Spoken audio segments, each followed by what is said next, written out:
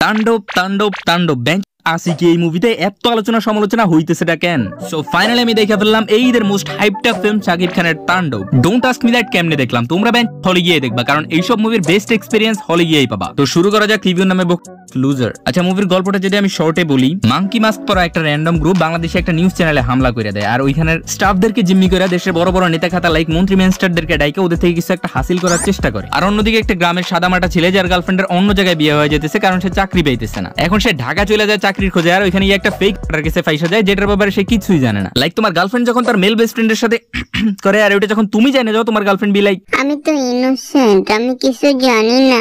আরে আলভি ব্রো, আপনি এই আশেপাশে তো প্রিন্স মামুন আছে নাকি? हमारे यहाँ ऐसा ही होता है। আচ্ছা, তো আমরা টপিকে ফিরে আসি। তো এরপর এই গ্রামের ছেলেটার সাথে আসলে কি হয়, আর ওই হোস্টেল সিচুয়েশনের সাথে এই ছেলের কি কোনো কানেকশন আছে কিনা, আর ওই মাস্ক গ্রুপটা বা শাকিব খানের মাঙ্কি গ্রুপটা আসলে চাইতেছি কি, ওদের দাবিটা কি আসলে। এরপরের কাহিনী দেখতে হলে তোমাদেরকে অবশ্যই হলে গিয়ে মুভিটা দেখতে হবে। হলে গিয়েই দেখো, আবার নিজের ক্যাপ্টেন জ্যাক স্প্যারো মনে করা শুরু করো না। আচ্ছা, দেখার কথা বলতে মনে পড়লো, তোমরা আমার লাভ স্টোরি ওয়ালা ভিডিওটা দেখো না কেন? এত কষ্ট করে ভিডিও বানাইলাম আর তোমরা কিনা না। আমি এত কিছু জানি না ভাই, এই ভিডিও শেষ হওয়ার সাথে সাথে গিয়ে ওই ভিডিও দেখবা। ওই ভিডিওতে আমার 1K+ ভিউজ চাই, যদি না হয় তাহলে আবার 1-2 মাস গায়েব হয়ে যাবো।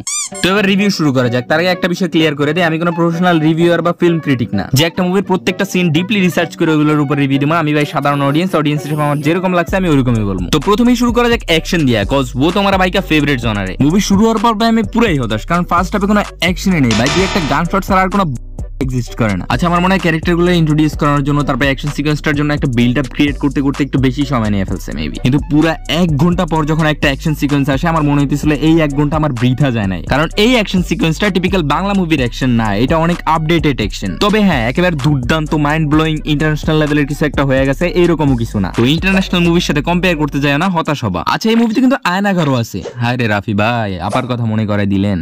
কি অপরাধটা কি করেছি? আর ওই আয়নাঘরের ভিতরে একটা অ্যাকশন সিকোয়েন্স ছিল যেটা অনেক ভালো ছিল, আর ওইখানে শাকিব খানের হাতে লাঠির মতো কিছু একটা থাকে, আর ওইটার মাথায় কাটা কাটা বাই, ওইটা দিয়ে পিটাই দিয়েছিল পুরো এফটাপ সিচুয়েশন। আর নাইফের কিছু শর্ট ছিল, ওইগুলো আমার মনে হচ্ছিল হেভিলি ইন্সপায়ার্ড বাই কিল। দেখো ভাই, ইন্সপায়ার্ড হোক, আমার কোনো সমস্যা নেই, এন্টারটেনমেন্ট দিতে পারলে হইছে, আর দেখতে ভালো লাগলে হইছে। আর ওই অ্যাকশন গুলোর ব্যাকগ্রাউন্ডে একটা CV36 এর র‍্যাপ গান চলতেছিল, ভাই রে ভাই, তোমরা জাস্ট দেখো একবার, সেরা ভাই। আচ্ছা, মিউজিকের প্রসঙ্গ যখন চলে আসছে, তাহলে BGM এর ব্যাপারে একটু কথা বলি। আচ্ছা, ব্যাকগ্রাউন্ড মিউজিকের কাজ করছে মেবি আরাফাত মহসিন নিধি নামের একজন মিউজিক ডিরেক্টর। এই ভাইয়ের নামের লেন্থ তো মুভির লেন্থের থেকেও বেশি মনে হইতেছে। শাকিবের BGM ভালোই ছিল, আর খবর দে নামে একটা ট্র্যাক ছিল, ওইটা মোটামুটি ভালোই ছিল। গানের কথা বলতে গেলে লিচুর বাগান ওয়াজ এভারেজ, বাট অরিন্দমের ভোকালে একটা রোমান্টিক ট্র্যাক ছিল, ওইটা বেশ ভালোই ছিল, সুইট এন্ড ফ্রেশ লাগতেছিল। আচ্ছা, আবার একটা অ্যাকশনের বিষয়ে আসি। AK-47 দিয়ে কিছু অ্যাকশন সিকোয়েন্স ছিল, ওইগুলো কিছু কিছু জায়গায় ভালো ছিল, আবার কিছু কিছু জায়গায় এভারেজ, আবার কিছু কিছু জায়গায় বেশ ভালোই ছিল। যেখানে ফার্স্ট পারসন শুটিংটা দেখানো হয়েছে, ওইখানে মনে হচ্ছিল শাকিব খান না, আমি নিজেই মারতেছি।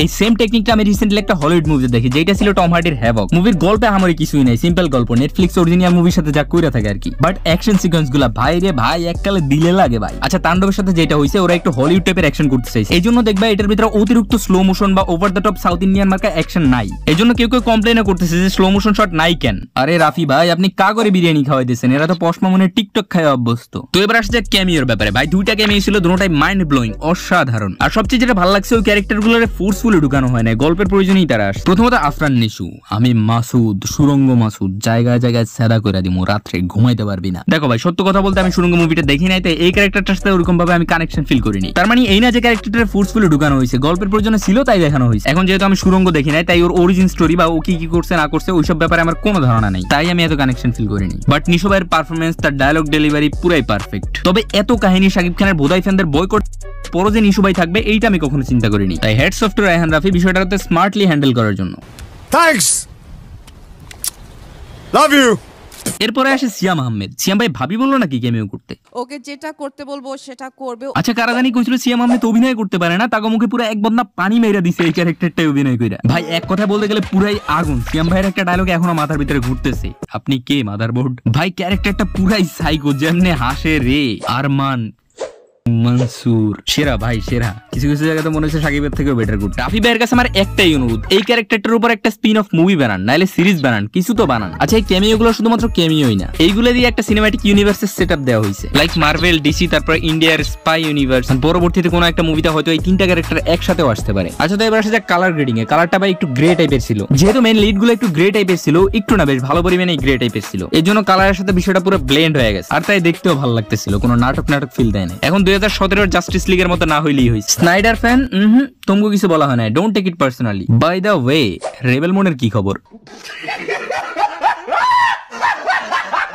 আচ্ছা, তো এবার আসা যাক তাণ্ডবের টুইস্টের ব্যাপারে। মুভিতে অনেক ভালো একটা টুইস্ট আছে যেটা পুরো মুভি না দেখলে বুঝবা না। মুভি শেষের দিকে একটা বিগ থিং রিভিল হয়, ওইটা ভাই পুরো শকিং ছিল। তো এখন বাকি রইল অ্যাক্টিং। প্রথমেই শাকিব খান খুবই ভালো অ্যাক্টিং করছে, আগে থেকে অনেক ইমপ্রুভ করছে। তুফানের শান্ত ক্যারেক্টারটাও কিন্তু শাকিব খান ওভার অ্যাক্টিং করছে, কিন্তু এইখানে ইমপ্রুভ করে গেছে। কিন্তু ফার্স্ট হাফে ভয়েস চেঞ্জিং বা ভয়েস মডেলিং এর বিষয়টা আমার কাছে পুরাই বাজে লাগছে। মনে হচ্ছিল জোর করে এই টাইপের ভয়েস বাইর করতে। তাণ্ডব তো না, ওয়ানাবি ব্যাটম্যান লাগতেছিল। নরমালি কথা বলে আমার মনে হয় খুব একটা সমস্যা হইতো না। এরপরে জয়া আহসানও ভালো অ্যাক্টিং করছে, কিন্তু আমার একটাই প্রশ্ন, এই মহিলা বুড়ি হইব কবে ব্যান টোস্ট? মানে লিটারালি এই মহিলার 52 বছর হয়ে গেছে, এখনো দেখলে মনে হয় যাই গিয়া প্রপোজ কইরা আহি।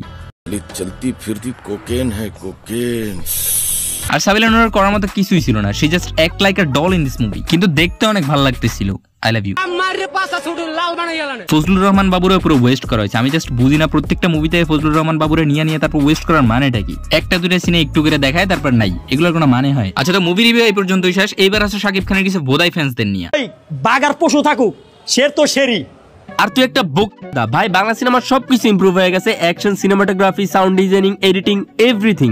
ইভেন শাকিব খান নিজেরে চেঞ্জ করে ফেলছে। পাঙ্কু জামাইয়ের বোধাই অ্যাক্টর থেকে নিজের বরবাদের মডার্ন হিরো বানাইছে। আর শাকিব খানের ফ্যান গুলো ও ব্যান আইজো সার্টিফাইড বকচোদ রয়ে গেছে এক একটা। মানে এইগুলোর যদি ঝন্টু কাকার গুয়ো ধরাই দেওয়া হয়, এরা বিরিয়ানি ভেবে খেয়ে ফেলবে, আবার প্রশংসাও করবে। এগুলোর মডার্ন ফিল্মের কোনো প্রয়োজন নাই, এরা গার্বেজই গিলবো। কিন্তু আফরান নিশোর ক্যামিও কোনোভাবেই মানা যাবে না। নিশো যদি তাণ্ডবে ক্যামিও করে তাহলে তো এক বিচি লক হয়ে যাবে। এরা এতটাই বোধাই যে ঋত্বিক রোশনের সাথে শাকিব খানের তুলনা করে। মানে একটু কম হয়ে গেল না? জনি ডেপ, আরডিজে, টম ক্রুজ এগুলোর সাথে কম্পেয়ার করতি, সাথে উইল স্মিথ। আমি হতাশ ভাই, খুবই হতাশ। এই সমস্ত ঋত্বিক ফিত্তিকের লাগে কম্পেয়ার করে লাভ আছে? আর বড় কাউরে দেখতে হবে, উপরের লেভেলে দেখতে হবে। উপরে দেখো তোমরা শাকিব খান নাকি আফরান নিশো? আমি ওদেরকে চিনি না। শাকিব খানকে চিনো না? না, আমি ওদেরকে দেখি না, আমার ওদের পছন্দ না। আফরান বলছে তার superstar, megastar, global star Shakib খানকেও নাকি ভালো লাগে না, আর ওইদিকে নাটক অভিনেতাকেও ভালো লাগে না। পাশে অনেক ঘোরাফেরা করছে, যদি তাদেরকে এভাবে হাতের কাছে পেয়ে যান পুরোটা একদম রোস্ট করে দিবেন। আচ্ছা, তো এই মেয়েটা হচ্ছে কি মেবি বাংলা মুভি এতটা পছন্দ করে না, কারণ এখনকার জেনারেশনের পোলাপান ম্যাক্সিমাম হচ্ছে কি হলিউডের মুভি দেখে। তো ওই মুভিগুলোর স্ট্যান্ডার্ড হচ্ছে কি অনেক হাই, আর আমাদের গুলো হচ্ছে অনেক লো। আমাদের মুভিগুলো কখনো ওই মুভিগুলোর স্ট্যান্ডার্ড ম্যাচ করতে পারে নাই। তো ওইসব হলিউড দেখা পোলাপান হঠাৎ করে তাণ্ডব দেখা শাকিব খানের ফ্যান হয়ে যাইতে পারে না, এটা কখনো সম্ভব না, কারণ আমরা ওই স্ট্যান্ডার্ডটা কখনো ম্যাচ করতে পারি না। প্রত্যেকটা মানুষের টেস্ট ডিফারেন্ট। তুই কি জোর করে মানুষের শাকিব খানের ফ্যান বানাই দিবি নাকি?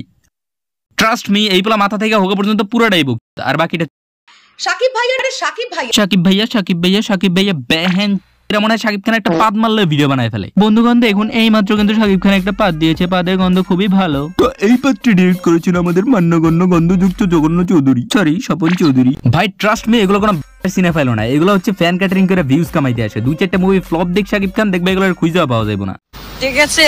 সো এইগুলোর যত পরে অ্যাভয়েড করে চলো। আর যদি মুভি রিভিউ দেখতেই হয় তাহলে রাজ ব্রো আছে, মাসুম ভাই আছে, এরা তো অলরেডি অনেক পপুলার। তার সাথে মুভি কথা নামে একটা চ্যানেল আছে, ওইটাও চাইলে দেখতে পারো। এখন বলো আমার ভিডিওটা কেমন লাগছে, আর যদি কমেন্ট না করে গেছো এক এক কো ঘর মে ঘুষ কে মারেঙ্গে। শেষে একটা কথাই বলবো, মুভি হলে দেখার জিনিস হলে গিয়া দেখো, এইসব নাটক না যে মোবাইলে দেখবা। তো আজকের ভিডিওটা এই পর্যন্ত। ভালো লাগলে লাইক মারো, চ্যানেলটাকে সাবস্ক্রাইব করো, আর চ্যানেল শেয়ার করে দিতে পারো। আর হ্যাঁ, এই ভিডিওটা দেখা তো দেখা হচ্ছে ওইখানেই।